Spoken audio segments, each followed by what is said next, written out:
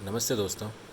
आज हम हिंदी व्याकरण से संबंधित कुछ महत्वपूर्ण जानकारी प्राप्त करेंगे। हिंदी व्याकरण को यदि समझें तो व्याकरण जो है वो ऐसी एक पुस्तक या कृति होती है जो हमें तीन बातों का ज्ञान सिखाती है।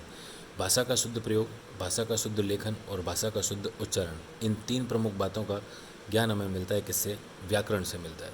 व्याकरण का यदि शाब्दिक अर्थ को अगर हम देखें संधि विच्छेद करके तो वी धन आ धन करण, जिसका मूल अर्थ होता है भली भांति या भली प्रकार समझना।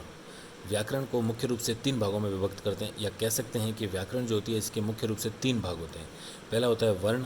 वर्ण जो है ये भाषा की सबसे छोटी इकाई होती है, लेकिन ये लिखित रूप में सबसे छोटी इकाई होती है, क्योंकि भाषा की जो सबसे छोटी मौखिक रूप की जो इकाई होती है वो होती है ध्वनि, और ध्वनि का ही लिखित रूप होती है वर्ण।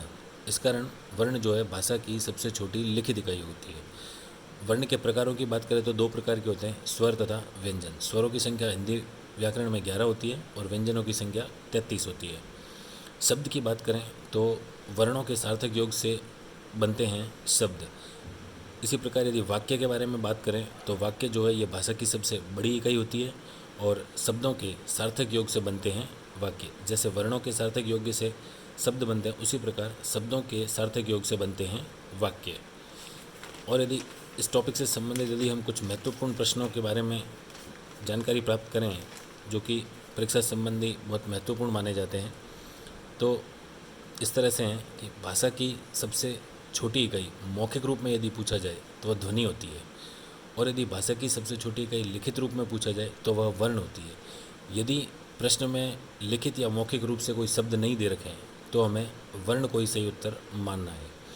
अब अर्थ के आधार पर भाषा की सबसे छोटी इकाई देखें तो शब्द होती है।